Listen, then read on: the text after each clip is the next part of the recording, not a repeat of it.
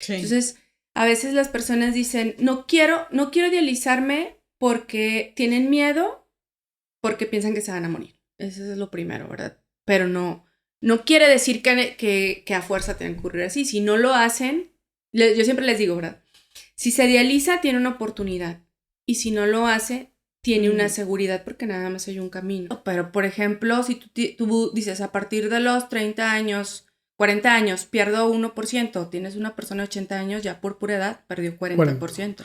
Malas agresiones que haya sufrido, ¿no? Malas agresiones que haya sufrido, exactamente. Sí. Es poner al límite el cuerpo de la mujer. Tú lo sabes como internistas. Pues poner al límite el cuerpo de la mujer en todos los sentidos. El riñón, ahorita lo comentamos, incrementa el 50% de su función renal durante el embarazo.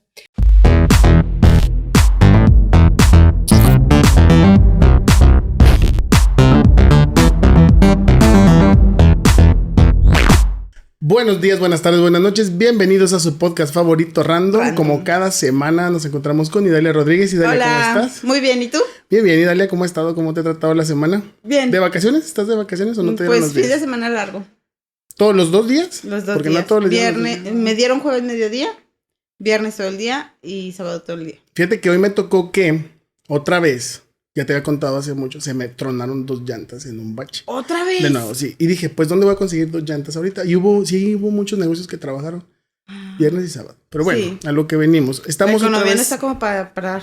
Sí, es lo que pensé. Muchas personas no van a parar. Pero bueno, estamos muy contentos porque nos acompaña la doctora Adriana Islas. ¡Bravo! Ella es especialista en nefrología. Además tiene un adiestramiento en trasplantes y en nefrología intervencionista. Doctora, ¿cómo está? Bienvenida. Hola, muchas gracias. Buenas noches, buenas tardes, noches. días. Sí. Doctora, pues igual, del riñón hay muchos temas de los que se pueden mencionar y yo creo que hay muchas dudas de la gente. La gente tiene muchas dudas, hay muchos mitos en relación a la enfermedad renal.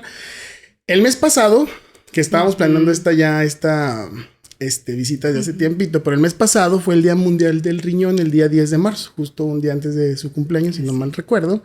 Salud renal para todos. ¿Cumpleaños el mismo día que tú? Sí, cumplimos años el mismo día. Son tocayos de calendario. Ajá. Sí, de hecho, en el Facebook ahí están felicitando competencias de quién tiene más felicidad. Ay, qué chido.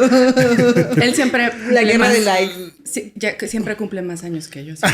Siempre, sí. Es que son 28, 29, pero va subiendo así 29, como de 2 en 2. 29. Doctora, bueno, pues nos queremos enfocar en la insuficiencia renal. Okay. Entonces, quisiéramos que nos platicara primero qué es la insuficiencia renal, pues para ir poniendo esto en contexto. Sí, bueno, muchas gracias, Gracias, Idalia. Gracias Francisco, por invitarme. Siempre me gusta mucho hablar de lo que me apasiona, ¿verdad? Que es la especialidad. Y que cada vez más gente pueda informarse, pueda enterarse, pueda saber que existen estas enfermedades y que tiempo atrás pues no le dábamos tanta importancia porque pues no teníamos la capacidad del conocimiento como ahora de poder estudiarlas y saber pues qué está pasando en el cuerpo, en órganos que pues podemos considerarlos como no vitales porque pues no son el corazón, no son el cerebro. Pero bueno, la enfermedad renal es una enfermedad que puede presentarse en cualquier persona, ¿sí? Hombres, mujeres, en cualquier edad. Tiene en países desarrollados una prevalencia de aproximadamente un 7.6% en personas mayores de 40 años. Entonces, afecta aproximadamente 900,000 mujeres en el mundo, pero tiene un poco de tendencia más de presentarse en los hombres. La enfermedad del riñón puede deberse a muchísimas causas, ¿sí? No tiene una sola causa en sí, pero hay enfermedades que pueden condicionarla de mayor manera. La enfermedad renal es principalmente 2 cosas, alguna alteración en la función o alguna alteración en la estructura del riñón que nosotros podamos detectar. ¿Qué es esto? Por ejemplo, una alteración en la estructura del riñón quiere decir que yo encuentre en algún momento de mi vida que tengo, por decir, piedras en los riñones, o que tengo quistes en los riñones, o que un tumor, o que un riñón, o que mis riñones no se desarrollaron, o uno no se desarrolló, etcétera, ¿sí? Una alteración en la función conocida, es decir, que ya mis riñones dejaron de funcionar bien. Funcionar, para que un poquito la gente a lo mejor que nos escuche sepa qué hacen los riñones, creo que también eso es importante. Parte, ¿sí? ¿Qué hacen? Pues básicamente limpiar la sangre. O sea, limpian la sangre de las toxinas, pero también tienen otras implicaciones y otros controles. Por ejemplo, nos ayudan a controlar la presión arterial, algunos factores hormonales también tienen implicaciones en eso.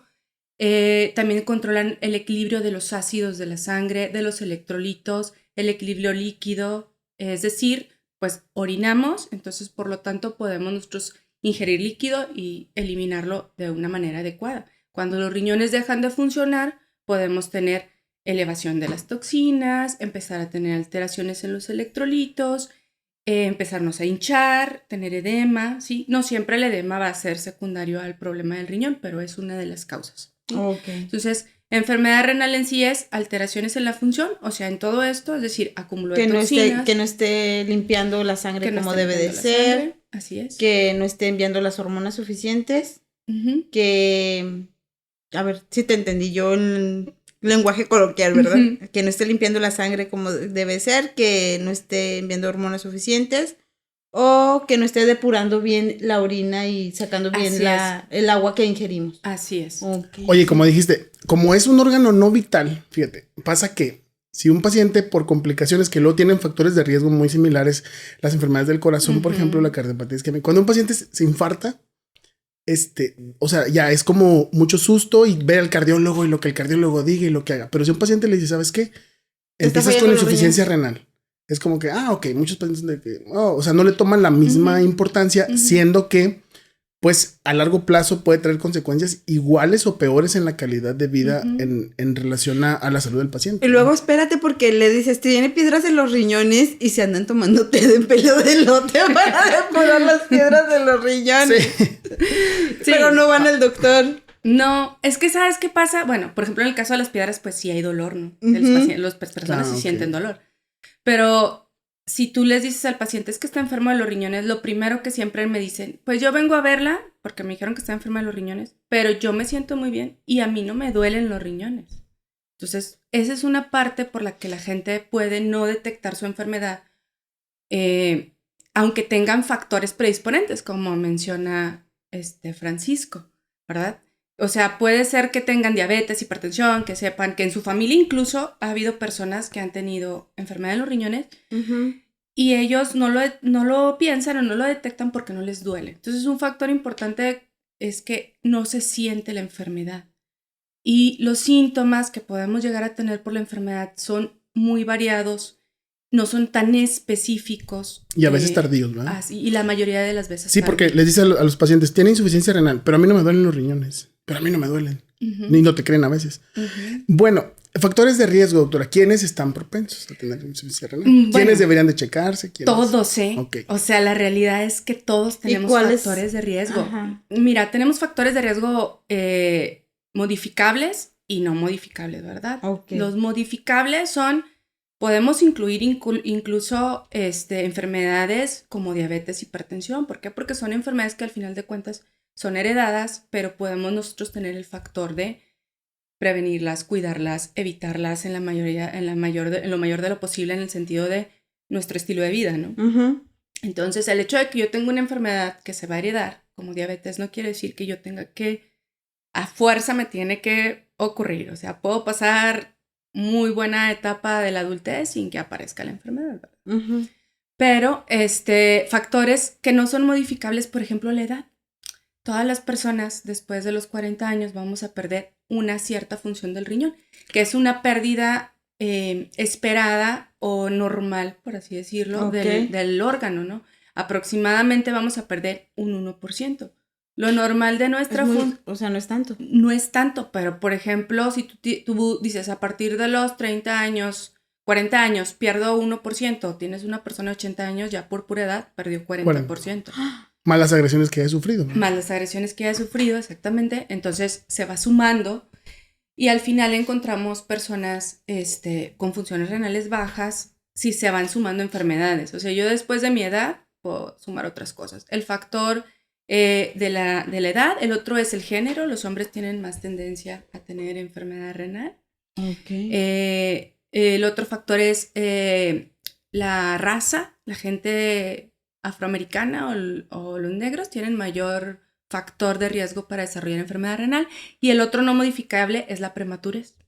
¿Sí? Todas las personas adultas que fuimos en su momento prematuras, no completamos nuestro desarrollo normal del riñón en cuanto a la masa, es decir, a la cantidad de células que deberíamos de tener funcionantes, y tenemos un factor predisponente de enfermedad renal independiente de que seamos diabéticos, hipertensos o cualquier otra Entonces, cosa. Es recomendable que si un niño nace de forma prematura, no se le den a consumir gaseosas, azucaradas, que tenga un buen consumo de agua y que vaya recurrentemente al nefrólogo para irle llevando un historial y descartarla o disminuirla. Detectar, ¿verdad? No quiere decir que la vaya a desarrollar, pero es un factor de riesgo que no podemos quitar. Y por ejemplo, genéticamente, o habrá algún estudio que te ayude a detectar si se va a desarrollar o no. No, o sea, prácticamente es, bueno, las enfermedades hereditarias de los riñones es así. Es así, podemos saber cuando tienen un patrón que se va a heredar a fuerza o que puede ser o que puede no ser. Y entonces ahí hay que tener cierta vigilancia, incluso detectar algunos genes o estudios diagnósticos que nos permitan detectarla a tiempo, ¿sí? Pero en este caso no. Pero te digo, son factores no modificables que al final de cuentas, si ahorita me pregunta Francisco, ¿quién debe de analizarse o quién debe de ir o quién debe de pensar en que se va a enfermar de los riñones? La verdad es que todos, ¿sí? Porque el alcohol es factor predisponente. Cielos. El tabaquismo. De hecho, el tabaquismo es factor independiente de progresión de enfermedad renal, independiente. O sea, que pase lo que pase, el que fuma va a tener enfermedad renal, ¿sí? La alimentación o la dieta, incluso está muy, muy, muy de moda dietas hiperproteicas o cetogénicas. Sí. Ajá. Ok, entonces... O sea, las dietas keto. Exactamente. Entonces, me dicen, es que la puedo hacer, pero... Pues depende, o sea, ¿estás sano realmente de tus riñones? No sabemos si estás sano o no estás sano. Yo tengo una prima que hace dieta keto y su mamá falleció por problemas en los riñones. Y entonces empezamos a detectar, en esas personas es en las que a veces podemos detectar. A esta semana tengo pacientes jóvenes, o sea, tengo pacientes de 30 años, así como tengo pacientes de 80 o 90 años incluso, pero también tengo pacientes muy jóvenes. Por ejemplo, esta semana... Justamente ayer acabo de ver un paciente de 40 años, está joven. Sí, jovencísimo, un bebé. No es diabético, no es hipertenso, ¿sí? Está haciendo una dieta hiperproteica y empezó a tirar proteínas en la orina, que es un poquito parte de lo que hacemos ahorita. ¿Qué es la enfermedad renal? Bueno, la alteración estructural, la alteración funcional.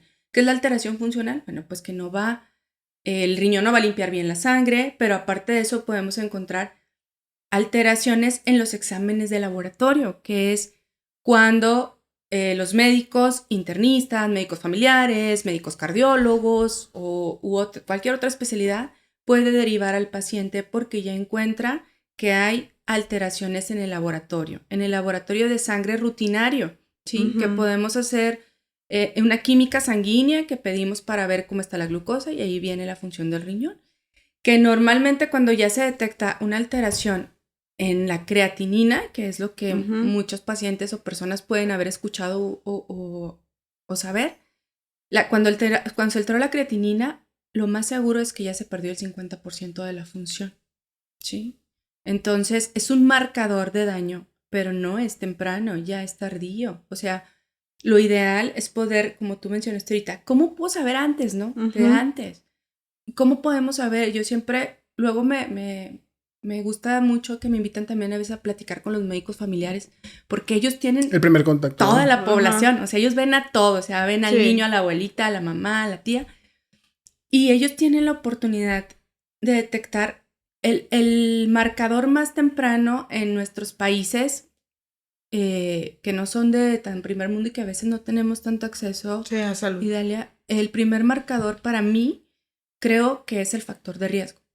Si nosotros como médicos o incluso como personas, como familiares, sabemos, oye, mi tía tuvo, mi prima, otro tío, híjole, ya existe ese factor en tu familia, ¿no?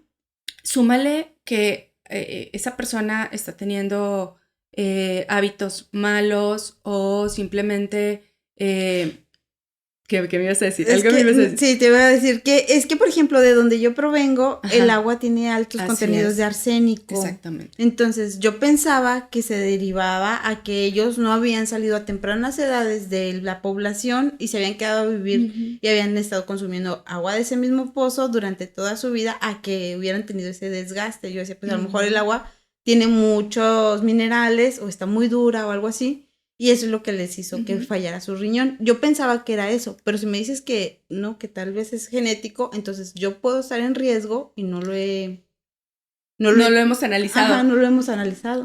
Pero fíjate que sí tiene mucho que ver. O sea, el factor ambiental sí tiene que ver. O sea, ahí, por ejemplo, sí tenemos nefropatías que son asociadas a eso. Incluso enfermedades en los riñones que están asociadas en las personas del campo que se llama nefropatía mesoamericana. La detectaron en aquellas zonas, pero son personas que se dedican al campo y sufren deshidrataciones, o sea, sufren lesiones renales agudas de manera constante. O sea, te estás deshidratando y luego te hidratas, pero no te hidratas con agua, te hidratas a veces con refresco, con jugo. O sea, ya ves. Ya sé, es que sí, entre más miedo me va dando porque, o sea, yo tiendo a hacer eso. Yo no tomo agua, o sea, le decía al doc el otro día, ¿verdad? Que hasta 2 días sin tomar agua. Es muchísimo tiempo. Sí, o sea, yo he ido a parar al hospital porque... Ya, y cuando, sí. Vamos a hacerle el laboratorio. Y la cada vez que viene alguien aquí se consulta. Oye, fíjate, y como médico uno piensa, pues el paciente con diabetes, el paciente con hipertensión, que ni se diga, ¿verdad? Los que consumen medicamentos que son, bueno, algunos que producen insuficiencia renal. Pero ya con lo que estás mencionando es como la importancia de la revisión frecuente, aunque estemos sanos, que ya nos había dicho también aquí una pediatra, va a llevar a los niños aunque estén sanos. Y los médicos van a estar siempre al pendiente de los cambios que se puedan presentar, porque ya mencionaste, los síntomas pueden ser tardíos y los cambios en los exámenes como de rutina o principales pueden ser también ya demasiado tardíos. Entonces, como que estar bien atentos y nuestra población es muy susceptible a... Oye, y si tuvieras, más bien, ¿de qué dependería la presencia de los síntomas? O sea, ¿es como del grado de afección o de qué depende que el paciente tenga o no tenga síntomas? Es que sí tienen síntomas. ¿Sabes qué es lo que pasa en la enfermedad crónica, sí? Es diferente en la enfermedad aguda. Que se van acostumbrando a sentirse como se siente. Claro. Es decir, es que estoy cansado, pero siempre estoy cansado. Ya. Sí. Es que estoy mareado. El color en la piel no lo notan porque se ven diario, pero hay un cambio en la coloración de la piel. Puede haber caída de cabello. Puede haber también alteraciones, resequedad o comezón en la piel, ¿sí? Pero no, como es en la piel, pues ¿cómo la vas a asociar a que es el riñón? El riñón, sí. Claro que no es posible. Puedes tener náuseas, ¿sí? Vómitos. Es la gastritis, es la vesícula, es la colitis, es otra cosa siempre que no se asocia al riñón, que era lo que te decía ahorita. Como no duelen, como no dan un dato así específico, a veces el signo por el que más acuden con nosotros es porque se hinchan. O sea, el edema sí llega a ser, sí les preocupa, ¿no? Y fíjate que ahorita que decías que casi no van con nosotros, últimamente he visto más cultura de revisión en ese aspecto. ¿Por qué? Porque los pacientes tienen más miedo a dializarse. Claro. ¿Sí? El miedo a dializarse es lo que los lleva la mayoría de las veces a revisarse. Y es que hay más pacientes con insuficiencia renal, también hay más acceso al servicio de salud, proliferó la diálisis y la hemodiálisis en mucho tiempo, entonces se ven mucho los estragos y la gente tiene, porque hay muchos mitos también acerca de la diálisis, ya que vamos a tocarlo un poquito más ahí al frente. ¿Qué debe hacer un paciente cuando le dicen, señora, empieza con insuficiencia renal? ¿Cómo debe cuidar su riñón? O desde antes, pues, como prevención. ¿Qué medidas nos recomiendas para cuidar el riñón? Pues mira, aquí lo más importante es que uno como persona pueda decir, híjole, ¿qué factores de riesgo tengo? Pues mi mamá, soy diabética, estoy gordita, tomo alcohol, fumo. O sea, mis factores de riesgo, y en base a eso realizar exámenes de laboratorio completos. Tenemos un examen que es muy accesible, barato, que es el examen de orina. Sí, el examen general de orina nos da muchísima información de la enfermedad. O sea, nos puede decir es más, inclusive muchas veces, si ya está enfermo el riñón sin que el paciente sienta nada. Como dices ahorita, los síntomas pues van a ser muy variados. Incluso pueden ser hormonales. O sea, pueden ser personas que ya no tienen menstruación o que tienen problemas tiroideos. O, por ejemplo, los niños, que no es mi especialidad, pero bueno, los niños hay retraso en el crecimiento, ¿sí? Y pueden estar debido a esa enfermedad en el riñón. Entonces, pues primero saber si tenemos el factor de riesgo, ¿no? Si lo tenemos, revisarnos y acudir con un especialista. No tiene que ser un nefrólogo, puede ser un médico de primer contacto, como platicamos ahorita, un internista, claro. Sí, nuestro médico de familia. Y ellos generalmente tienen ¿cómo se dice? Pues pueden observar o pueden determinar si el paciente requiere una intervención nefrológica, ¿verdad? Claro. Aunque lo ideal siempre es que nos los deriven de manera temprana. Yo sé que, como ahorita dices, pues es que de manera institucional es difícil a veces llegar al especialista, ¿sí? Porque está saturado, las citas, porque los mismos protocolos del sistema de salud nos dicen, pues, que el paciente llegue con nosotros de manera tardía, no tan temprana, pero la realidad es que debería de ser de manera temprana. Hay estudios incluso que nos dicen el pronóstico del paciente cuando lo ve el nefrólogo al pronóstico del paciente cuando lo ve otro médico es totalmente diferente en cuanto al avance de la enfermedad. Porque, Dalia, si te dicen tienes enfermedad renal, no quiere decir que esa enfermedad va a terminar en diálisis. No quiere decir eso. Pero quiere decir que podemos ayudar a controlar, a frenar, a disminuir el avance de esa enfermedad y que tú tengas una calidad de vida y que te vaya bien por muchísimos años. Y es cierto que hemos visto mucho aumento de el tema de diálisis o hemodiálisis porque simplemente yo te comento, al hospital donde yo trabajo, cuando yo llego tengo 10 máquinas para hemodiálisis y en este momento ya tengo 20 máquinas para hemodiálisis. O sea, entonces, un incremento importante. Y está lleno, ¿sí? Entonces, realmente se detecta más, se trata más, porque aparte de hacer ese tipo de terapias, que igual yo creo que te vamos a preguntar un poco más de eso, no es tampoco para que el paciente ya no esté bien, sino al contrario, es para tratar de ofrecerle también calidad de vida.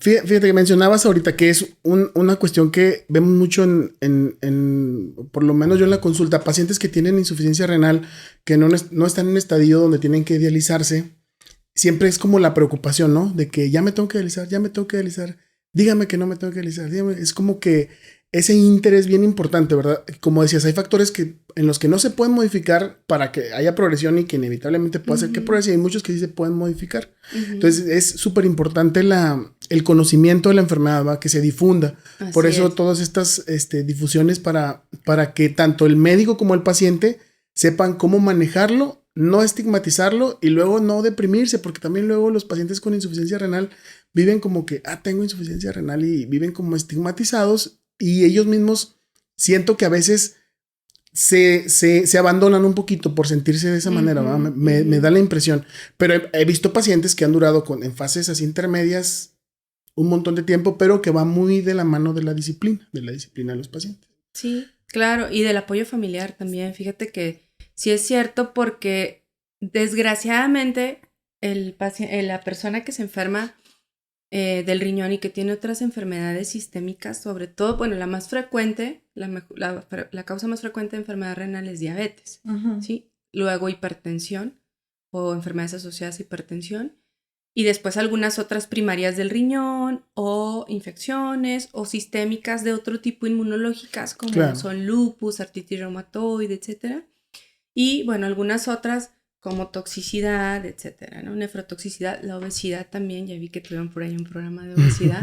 La obesidad también es factor de riesgo de enfermedad renal a través de una esclerosis glomerular. Entonces, tenemos mucho conservadores, la dieta, la alimentación que llevamos, o sea, tenemos muchos factores ambientales en nuestra alimentación, en nuestra manera de vivir, Y como tú bien mencionas, también esta parte de donde vivimos, pues estamos con ciertos contaminantes del agua, que obviamente sí recomendamos, ¿no? Que las personas tomen agua, mínimo 8 vasos de agua al día o 2 litros de agua al día, pero no debe ser ese tipo de agua, ahora tiene que ser un agua, pues bueno, o sea, que pueda, no causarnos más daño que beneficio. Entonces, todavía hay muchos lugares en donde no se tiene acceso más que al agua que hay de la región o potable, no sé. ¿Sí? Ya se me olvidó lo que me preguntaste. Ya me también. Ya me habías dicho. Pero ya nos había respondido.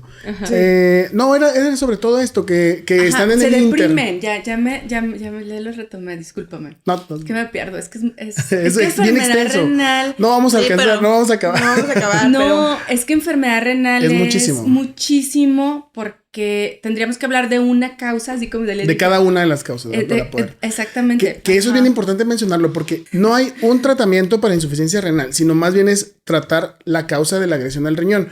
Las que pudieran ser como más como propias del riñón, enfermedades autoinmunes o las glomerulopatía, etcétera, pues tienen un tratamiento como específico. Pero lo demás es control de la diabetes, control de la hipertensión, quitar los factores de riesgo. Pero como tal, porque esto es algo que la gente tiene como mucho pendiente siempre, es que piensan que va a haber una pastilla, va a haber una inyección para la insuficiencia renal. De hecho, hay medicamentos que se utilizan para tratar las consecuencias de la insuficiencia renal y que creen que son para el tratamiento. Y es bien importante siempre dejárselos en claro porque descuidan la diabetes, descuidan la hipertensión, descuidan lo que comen, descuidan con tal de tomarse los medicamentos y no va por ahí, ¿no? Sí, bueno, lo que pasa es que la gente, los pacientes tenemos la creencia de que las enfermedades de este tipo son curables y no son curables. Bueno, son controlables, ¿no? Son tratables, son podemos detenerlas un poquito, podemos mejorarlas, pero no las vamos a curar. Entonces, sí es muy frecuente que las personas diabéticas, hipertensas, que tienen enfermedad renal o cualquier otra enfermedad que tienen enfermedad renal, incluso en el consultorio me dicen, ya, ¿no? La receta. Y luego me dicen, ¿pero cuál me está dando para el riñón? ¿Cuál es? Exacto. Entonces, sí, pues todas. Todas. ¿No? Todas y ninguna. Todas y ninguna. Exactamente. O sea, todas son para el riñón, porque si no te controlas la presión, si no controlas tu azúcar, si no llevas una dieta, que eso también es una parte muy importante del paciente renal. Si tú ya te conoces con problema renal, el que lleves una atención nutricional especializada. Especializada. Así es. Siempre. Es que, o profesional. Sí. Vamos a ir a un corte porque ya estamos sobre tiempo. Se nos fue media hora. ¿En serio? Y regresamos del corte. Bueno, entonces ya estamos bien entretenidos acá en la plática. Nos estás mencionando ahorita en el corte, Adriana, que el embarazo es un factor de riesgo. ¿El embarazo es tejer chambritas y es... El embarazo. Que bueno, tener una mecedora. Oye, es que te dice... La dulce espera. Es baby shower y... Sí, ¿sí, no? Sí. Y la revelación del sexo. Y la revelación del sexo. Y todo. Sí. No sé, ¿cómo harán algunos que sean rosas, azules y multicolor? Hay unos que salen negro. Sí. Oye, un meme donde sale negro y está un negrito en un lado. O sea. Bueno, no, pero luego dicen, es que ya me alivié. Si te alivias, o sea, es poner al límite el cuerpo de la mujer. Tú lo sabes como internistas. Pues poner al límite el cuerpo de la mujer en todos los sentidos. El riñón, ahorita lo comentamos, incrementa el 50% de su función renal durante el embarazo. Entonces, una mujer que entra al embarazo con una creatinina alterada, sin saberlo, puede ser, pues esa persona durante el embarazo, obviamente, puede llegar a tener enfermedad renal que la lleve incluso a diálisis o hemodiálisis durante el embarazo o después del embarazo. También puede predisponer o puede hacer que empiece una enfermedad inmunológica o se descubra una enfermedad inmunológica durante el embarazo. Okay. También hay mujeres que se embarazan siendo diabéticas o siendo hipertensas y eso también es un factor de riesgo, ¿sí? Todos los pacientes que están en el hospital tienen un riesgo incrementado de tener lesión renal, ¿sí? Procedimientos quirúrgicos, pacientes de terapia intensiva, procesos infecciosos, COVID. Todos revisen su riñón. Todos revisan. Bueno, llega un momento en la enfermedad que progresa y el riñón simplemente pues ya está en etapas ya de una función muy pobre y Vienen 2 tratamientos especiales o que yo quisiera mencionar, que es la terapia de sustitución renal y la del trasplante. Que ahorita nos mencionabas que tienes una especialidad, un adiestramiento en trasplante, que te voy a preguntar un poquito de eso. Pero primero hablar de la terapia sustitutiva renal. ¿Quién se debe dializar y qué tipos de diálisis hay? Bueno, nosotros tenemos guías, ¿verdad? Las guías siempre nos norman lo que tenemos que hacer y cuándo hay que hacerlo y cuál es lo ideal para el paciente. Pero también tenemos la primicia de que siempre hay enfermos y no enfermedades, claro, ¿verdad? Las personas pueden tener una función renal en límite y estar bien.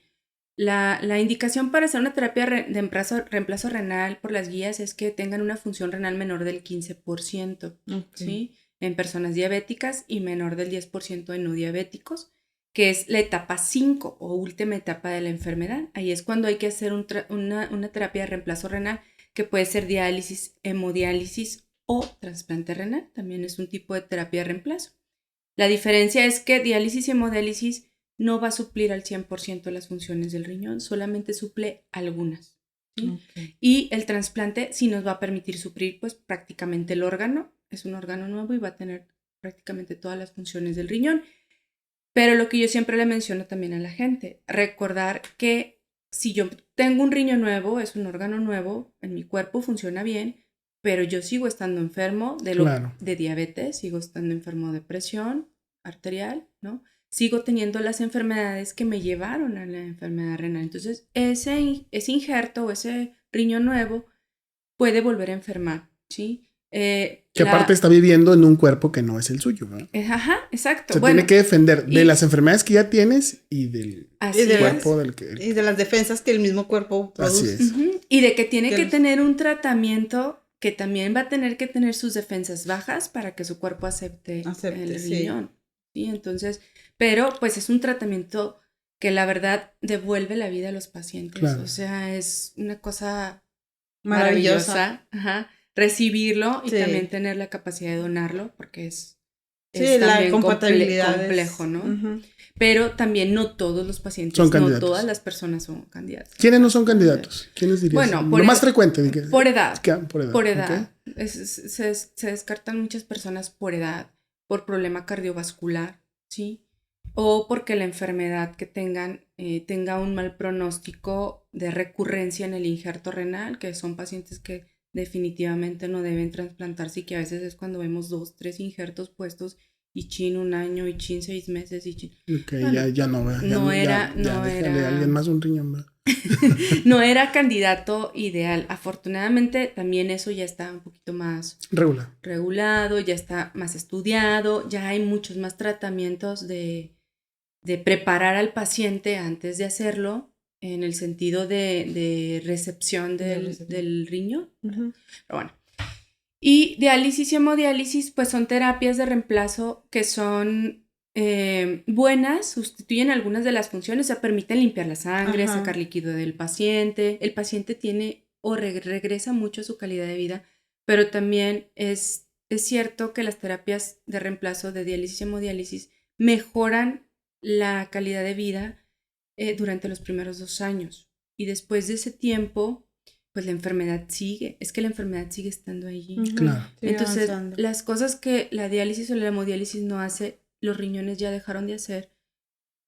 Y progresan, o sea, vienen otras complicaciones, ¿no? Podemos dar medicamentos, pero que hay también medicamentos muy buenos que nos ayudan, por ejemplo, a complicaciones como la anemia o el hiperparatiroidismo secundario, ¿sí? Pero al final de cuentas también está muy ligado el hecho de enfermedad renal, incluso aunque no sea diálisis o hemodiálisis, con un alto riesgo cardiovascular, ¿sí? O sea, esas personas, las personas que tienen enfermedad renal tienen mayor riesgo de infartos, muertes súbitas, complicaciones cardiovasculares, eventos vasculares cerebrales, etc. Entonces, los pacientes que están en diálisis y en hemodiálisis tienen todavía más riesgo, incrementa hasta un 20, un 30% su riesgo el estar en terapia de reemplazo. Entonces, y conforme va aumentando las etapas de la enfermedad. Claro.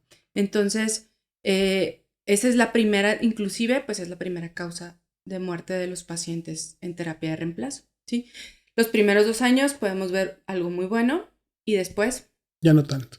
empieza a haber algo de deterioro y complicaciones. Y complicaciones sobre todo porque tú lo sabes que no son para siempre esas terapias. O sea, la diálisis puede durar un tiempo, pero no va a ser para toda la vida. Incluso así tenemos pacientes que tienen 10 o más años en diálisis, en hemodiálisis o trasplantados hasta 15 años y bien, o sea, con enfermedad renal, porque los pacientes trasplantados se siguen considerando con enfermedad renal, pero en unas etapas buenas o con buena calidad de vida.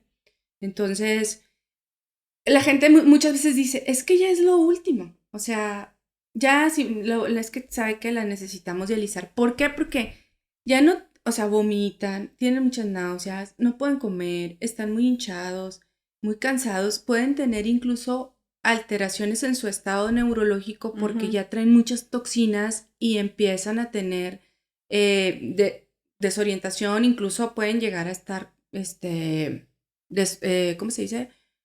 Con encefalopatía, con datos de encefalopatía por las toxinas del riñón. Entonces, a veces hay que meterlos de urgencia y eso es lo que hay que evitar. O sea, claro.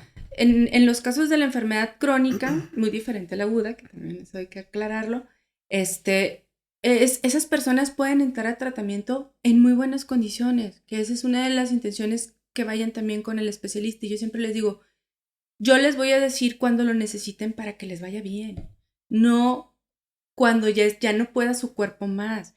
¿Por qué? Porque esa es la diferencia, que a veces los pacientes dicen, es que a fulanito le hicieron eso y se murió.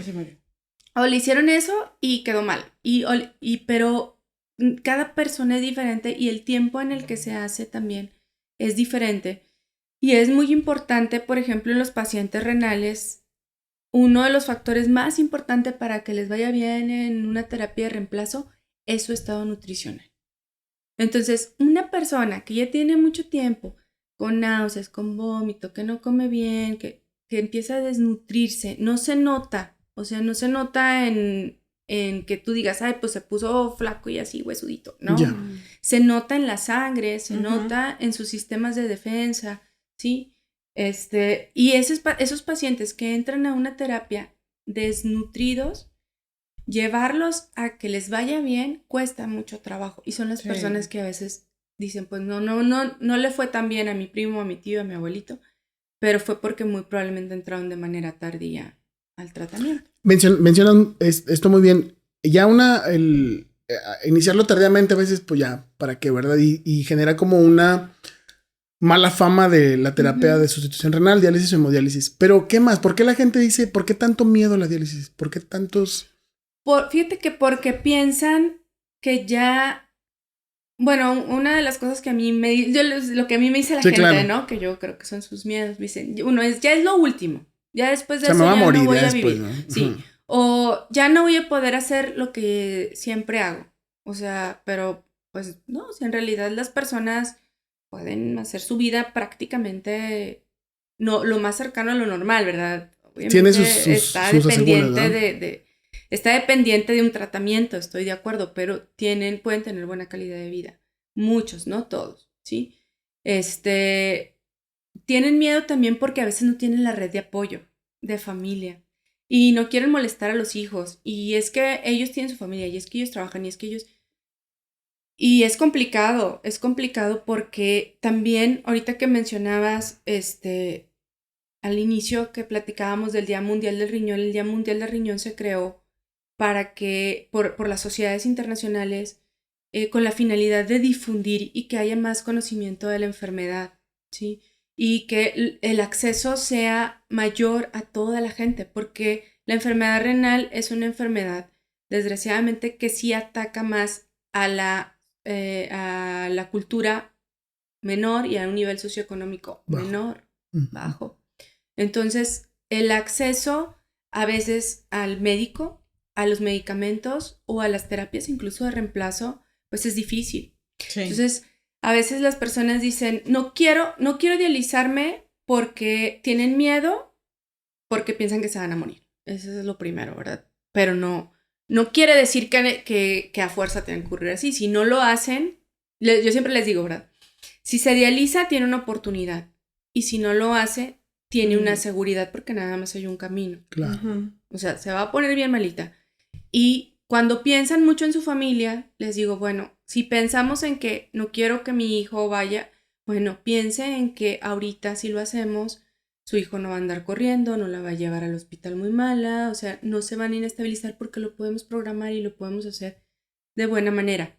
Terapia de reemplazo también muchas veces es decir, ¿cuál? ¿Diálisis o hemodiálisis, no? Justo eso te iba a preguntar. Te toca que te dicen, es que ¿cuál mejor? ¿Me hago esta, me hago esta? Que es una inquietud muy frecuente en los pacientes, diálisis o hemodiálisis, porque es que cuando ya empiezan a llegar a esas etapas, les empiezan a bombardear información de todos lados, y información que a veces en Google va, te pones, cáncer de riñón. me duele un dedo, cáncer de dedo. ¿Le suena esto a mi carro? Cáncer de motor. Sí. Entonces, todo información así. Y luego, aparte, que la vecina, que la tía, y que no te vas a dejar, y lo otro sí tienes que hacerlo. Total, que llegan todos confundidos, ¿verdad? Y es una pregunta súper padre. ¿Diálisis o hemodiálisis, verdad? La que el paciente le vaya a beneficiar. Eso. La que el paciente, o sea, ahí tienes que ver todo. O sea, es un todo. Sí, o sea, el paciente tiene opción de trasplantarse, puede entrar a cualquiera de las dos.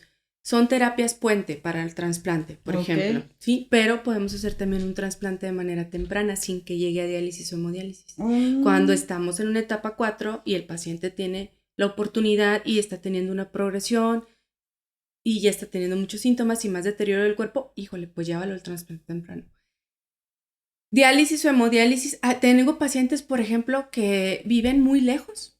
No pueden estar viniendo a hemodiálisis. Ellos siempre, que yo prefiero diálisis. ¿Por qué? Porque se la pueden hacer en su casa, bla, bla, bla, etc. Tengo personas que dicen, yo no tengo quien me haga la diálisis peritoneal. Y no ven, porque a veces ya perdieron la vista. Sí. Entonces, tienen a fuerza que ir a hemodiálisis. ¿Por qué? Porque es la opción en su capacidad de familia que les permite tener el tratamiento. ¿Y cuándo se hacen cada uno? Por ejemplo, la hemodiálisis, ¿cada cuánto tiempo se tiene que hacer? ¿Va según el deterioro? Según... No, fíjate que, bueno, la diálisis peritoneal está muy padre porque sí supera un poquito a la hemodiálisis los primeros 2 años, como ahorita te platiqué. Porque permite conservar algo que los pacientes tienen, que es muchas veces que todavía orinen. Entonces, la orina me permite también limpiar ciertas cosas. Entonces, si el paciente orina todavía, porque hay pacientes que cuando los dializamos ya no orina nada, pero hay quien orina 1 litro, medio litro, y es súper bueno. Entonces, sí, mucha diferencia, ¿verdad? Mucha diferencia también en calidad de vida para el paciente. Entonces, la diálisis preserva un poquito más la función, se llama función renal residual, que es esa parte que todavía la persona orina. Entonces, en esos pacientes, tener ese tratamiento les permite hacerlo de manera diaria. Y yo les digo, bueno, es que ¿cómo funcionan sus riñones? Sus riñones funcionan todos los días. Nuestros riñones funcionan todos los días, 24 horas del día. Entonces, el tratamiento de diálisis así funciona. Muy acorde a lo que hace el riñón, que es 24 horas del día. A diferencia de la hemodiálisis, que bueno, la hemodiálisis, hablando de un paciente crónico, que es, la hemodiálisis tiene todavía otro mundo de tipos de tratamientos, pero la hemodiálisis, lo que nos dicen las guías normalmente es que debemos de dar un tratamiento de 12 horas por semana. Correspondería a 3 días de la semana, 4 horas por día.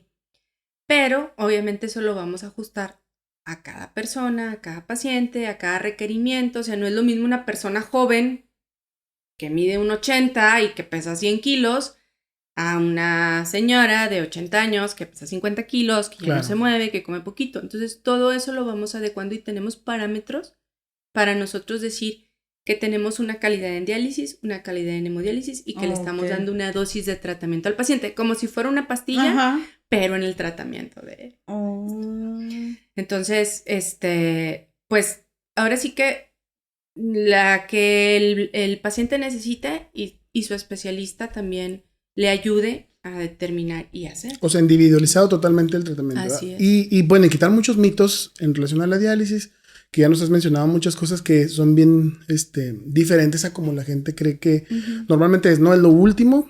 Les ayuda a mejorar la calidad de vida porque muchos piensan que van a empeorar, pero de no tenerla, tenerla siempre va a ser mucho mejor que la tengan. Mencionan mucho a veces, es que si me dializo es que tengo que estar en un cuarto completamente estéril y que tiene que estar, y pues son los cuidados higiénicos que deberíamos de tener todos, ¿verdad? En general, o sea que pues es una opción a la que no se quiere llevar, no se quiere llegar, claro, pero cuando tengamos que tenerla, pues hay que tenerla. Doctora, me gustaría preguntarte, ¿dónde te pueden encontrar? Bueno, antes de eso, ¿qué es la, nefrología intervencionista? ¿Qué es fíjate, la nefrología intervencionista es algo que no hay aquí mucho, es nuevo. De hecho, los nefrólogos hacemos muchas cosas un poquito invasivas en el paciente en el sentido de colocamos los catéteres para la hemodiálisis, los catéteres para diálisis peritoneal, hacemos biopsias renales, podemos hacer algo de ultrasonido para ayudarnos al diagnóstico de nuestras patologías, ¿sí? Y realmente son cosas que en la formación como nefrólogo a mí me tocó aprender y hacer, y las hago, pero siempre he dicho que hay que hacerlas y luego tener el papel que diga que lo puedes hacer, ¿no? Que estás capacitado. Que te certifique y que te avale. Y aparte, pues aprender, siempre tratar de aprender. El intervencionismo básicamente es accesos vasculares, colocación de catéteres de Tenkov percutáneos para diálisis peritoneal, biopsias renales de injertos y de riñones nativos, o sea, de los riñones propios del paciente cuando así lo requieren, ¿sí?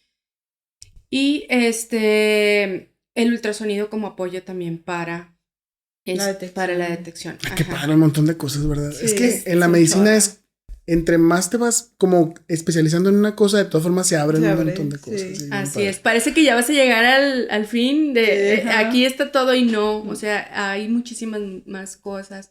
Y la verdad que la nefro es pues es muy vasta y nos metemos con todos. Yo les digo, los riñones son órganos de impacto multisistémico, entonces corazón, estamos ligadísimos. El cerebro, el corazón, los pulmones, creo que también. Todo se afecta. Pues todo lo que lleva sangre. Es que somos el filtro, o sea, los dos filtros de nuestro cuerpo, hígado y riñón. Entonces somos filtros, somos por donde va a pasar a fuercita todo. Sí, es que imagínate, así como muy burdo, ¿no? Pero se te tapa la coladera en la casa, todas las coladeras de tu casa y el desastre que se hace, ¿va? Y lo mismo. Doctora, tengo que mencionar que le tengo mucha admiración y respeto. Nos conocimos en la residencia y si hay siempre una recomendación de algún nefrólogo, siempre con la doctora Islas, porque la verdad que he visto sobre todo la parte humana, que me consta que tiene una parte humana enorme y siempre se la he respetado y se la admiro mucho, y eso tiene muchísimo que ver, independientemente que además es una excelente nefróloga, tener el trato humano con las gentes, de saber sus necesidades extramédicas, o sea, que van por fuera de lo de la medicina. Yo creo que usted lo maneja muy bien y yo a los pacientes se lo recomiendo mucho. Me gustaría que nos dijera dónde la podemos encontrar. Bueno, estoy aquí en Gómez, en los consultorios de especialidades de San Antonio San José, Morelos 235 Norte. Ahí me pueden encontrar. ¿En qué horario? Pues... Previa cita nada más. Previa cita, ajá. Sí, por aquí dejamos los teléfonos abajito, previa cita. Sí, previa cita, ahí están los teléfonos o directamente en sanatorio, o a través del doctor Urrutia, que también pues ve vemos en conjunto muchas patologías. Y pues agradecerles la oportunidad de hablar de esto. La verdad es como que, bueno, el tiempo ya no se apremia, pero puedes hablar muchísimo de esto, ¿eh? Entonces quedan a lo mejor todavía muchos como puntos que tocar.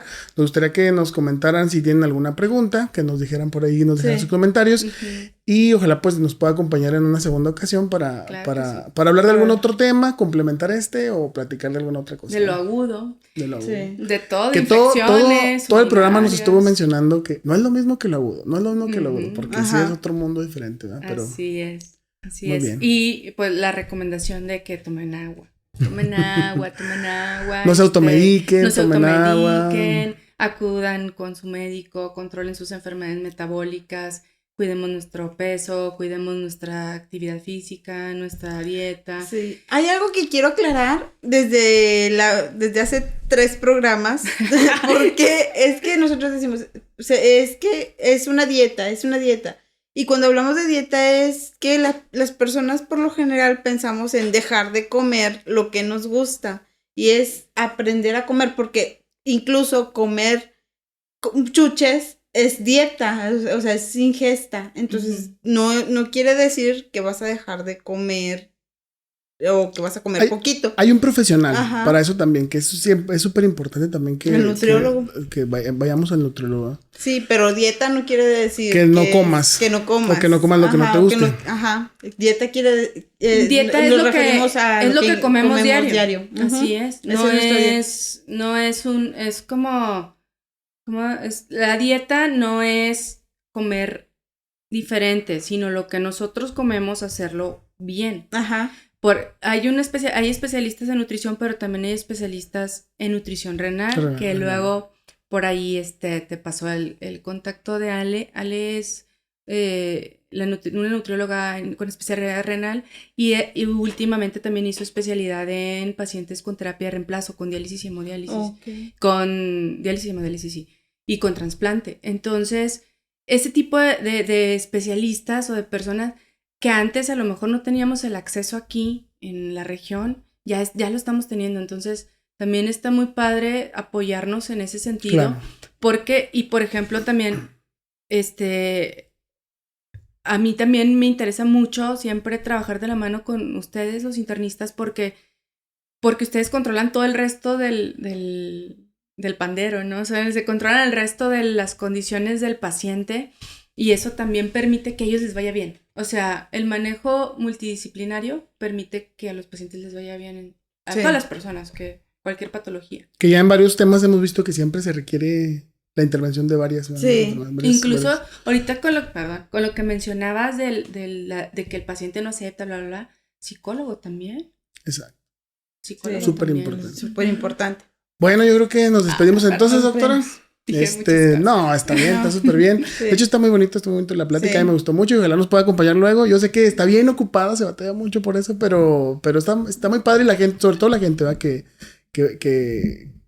necesita esta información, ¿sí? Gracias, muchas gracias por invitarme. No, esta es tu casa. Nos despedimos entonces, dale. Hasta luego. Bye. Cuídense el ego. O sea, vayan y revisen el ego.